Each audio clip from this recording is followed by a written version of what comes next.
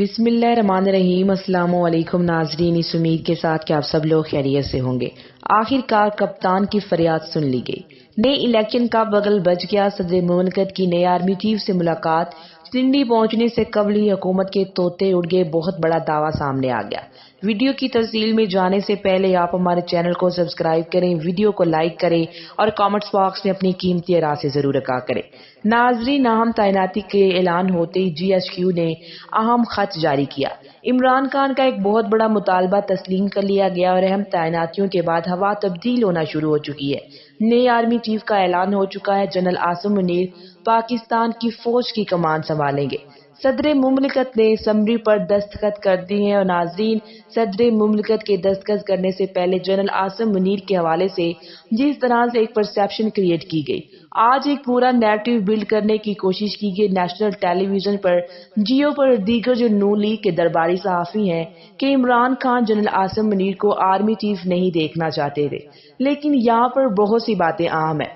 ناظرین، عمران خان کے دور حکومت میں general Asim Munir D G I S آئے تھے، انہیں عہدے سے ہٹایا گیا اور اس کی وجہ اب یہ سامنے آ رہی ہے کہ عمران خان نے نہیں بلکہ کسی اور نے، ناظرین کسی اور کا یہ مطالبہ تھا کہ جنرل عاصم منیر کو ریپلیس کر دیا جائے، لیکن ان سب کے اندر کچھ چیزیں بڑی اہم ہیں۔ عمران خان بار بار یہ چیز واضح کر چکے ہیں اور یہاں پر بہت سے اعتراضات کا بتایا گیا عمران خان کو، اور تمام تر چیزیں، ان سب چیزوں کا بھی ناظرین بہت جلد راز فاش ہو جائے گا۔ لیکن وہ کون تھا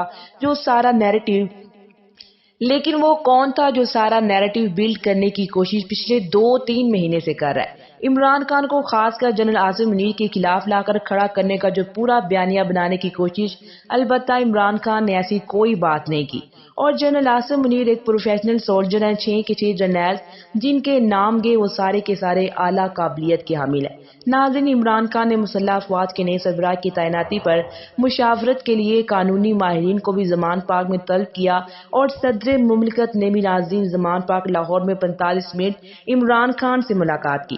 عمران خان تحریک انصاف کی جانب سے نئے آرمی چیف کی تعیناتی میں کوئی رکھنا ڈالا نہیں گیا۔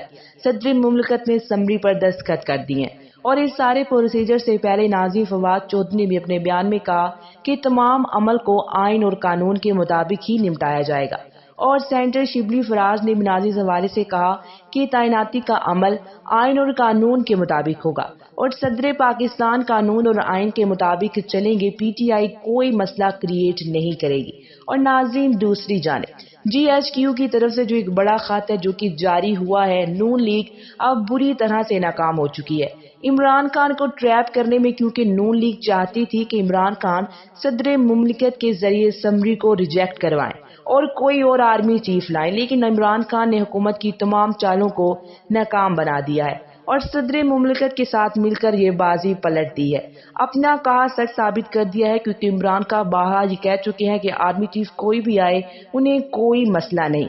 عمران خان بارہا یہ بات کر چکے ہیں کہ عمران خان پاکستان کے لیے ضروری نہیں، لیکن پاکستان کے لیے مضبوط فوج کا ہونا بہت ضروری ہے۔ اور ناظرین، جیسا کہ آپ لوگ جانتے ہیں کہ عمران خان نے 26 تاریخ کو جانا ہے اور ان کا ہیلی کاپٹر پنڈی میں لینڈ ہونا ہے، اور اسی حوالے سے بہت سی چیزیں ہو رہی ہیں۔ جی ایچ کیو کی طرف سے پریڈ گراؤنڈ میں عمران خان کے ہیلی کاپٹر کو اترنے اور دوبارہ اڑنے کی جی ایچ کیو کی جانب سے باضابطہ اجازت دے دی گئی ہے۔ لانگ مارچ کی قیادت کے لیے عمران خان کی بذریعہ ہیلی کاپٹر اور ناظرین اسلام آباد آمد کے موقع پر جی ایچ کیو نے پریڈ گراؤنڈ میں آمد و روانگی کی اجازت دے دی ہے۔ تحریک انصاف اسلام آباد کے صدر کا کہنا ہے کہ پی ٹی آئی کو باضابطہ طور پر جی ایچ کیو کے فیصلے سے آگاہ کر دیا گیا ہے۔ وفاقی حکومت الرٹس کے مطابق عمران خان کی سلامتی کو خطرات ہیں۔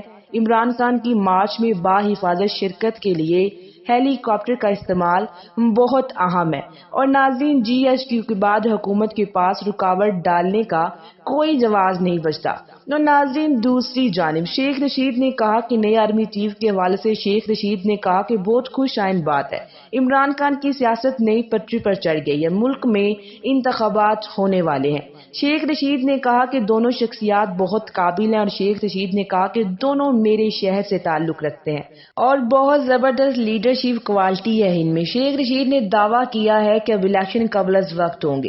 عمران خان نے آج میدان مار لیا ہے، پی ڈی ایم کی الٹی گنتی شروع ہو چکی ہے اور ناظرین الیکشن ہوں گے، P D M safety belt باندھ لے، الیکشن ہونے جا رہے ہیں۔ جنرل عاصم منیر ناظرین 29 نومبر کو اور ساحر شمشاد مرزا 27 نومبر کو عہدے کا چارج سنبھالنے جا رہے ہیں۔ اور آپ کو یہ بھی بتاتے چلیں کہ وزیر اعظم شہباز شریف سے وزیر اعظم ہاؤس میں نئے آرمی چیف اور joint chief of staff committee Sahir Shamshad Mirza کی ملاقات ہوئی ہے۔ ان کے ساتھ وزیر اعظم شہباز شریف نے ملاقات کی اور نئی خواہشات کا اظہار کیا اور نئی ذمہ داریاں سنبھالنے پر مبارکباد بھی دی ہے۔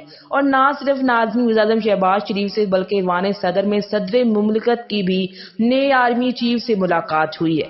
انہوں نے بھی نئی خواہشات کا اظہار کیا اور نئی ذمہ داریاں سنبھالنے پر دونوں شخصیات کو مبارکباد دی ہے۔ ناظرین، آپ لوگ اچھی طرح سے جانتے ہیں کہ عمران خان کا شروع سے ہی مطالبہ صاف اور شفاف الیکشن کا ہے۔ عارف حمید بھٹی نے یہ انکشاف کیا کہ عمران خان کو ایک میسج دیا گیا ہے کہ مارچ میں الیکشن ہو جائیں گے۔ عمران خان کے پاس میسیجز پہنچ چکے ہیں اور اب جو لیٹسٹ میسج عمران تک پہنچایا گیا ہے وہ یہی ہے کہ مارچ تک الیکشن متوقع ہے، مارچ میں ہم الیکشن آپ کے لیے کروا دیں گے۔ ناظرین، عمران خان نے دھرنے کی تاریخ بھی اسی لیے ڈیلے کی تھی تاکہ چیزوں کو مثبت طریقے سے آگے بڑھایا جائے۔ پولیٹیکل پلیئرز بیٹھ کر آپس میں بیٹھ کر آئندہ انتخابات کے حوالے سے مشاورت کریں اور جی ایچ کیو ناظرین، فوج کی طرف سے عمران خان کو اپنا ہیلی کاپٹر پریڈ گراؤنڈ میں لینڈ کرنے کی اجازت دی گئی ہے۔ یہ وہ اجازت ہے جو اسلام آباد میں موجود پی ڈی ایم کی حکومت نہیں دے رہی تھی کہ ہم نہیں آنے دیں گے اسلام آباد میں عمران خان کا ہیلی کاپٹر، سوال ہی پیدا نہیں ہوتا۔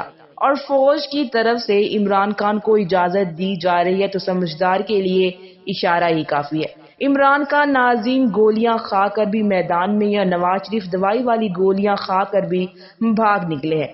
عمران خان زخمی حالت میں بھی پاکستان میں موجود ہیں اور اب صدر پاکستان ناظرین عمران خان کے پاس جب بھی وہ جاتے ہیں تو حکومت کی کانپ جاتے ہیں کہ عمران خان پتہ نہیں کیا کرنے والا ہے۔ لانگ مارچ کی ناظرین وہ اجازت حکومت عمران خان کو نہیں دے رہی اور نہ ہی جلسے کی اجازت دے رہی ہے۔ اس سے آپ اندازہ لگا سکتے ہیں کہ عمران خان سے اور عمران خان کے لانگ مارچ سے یہ حکومت کتنی خوفزدہ ہو چکی ہے۔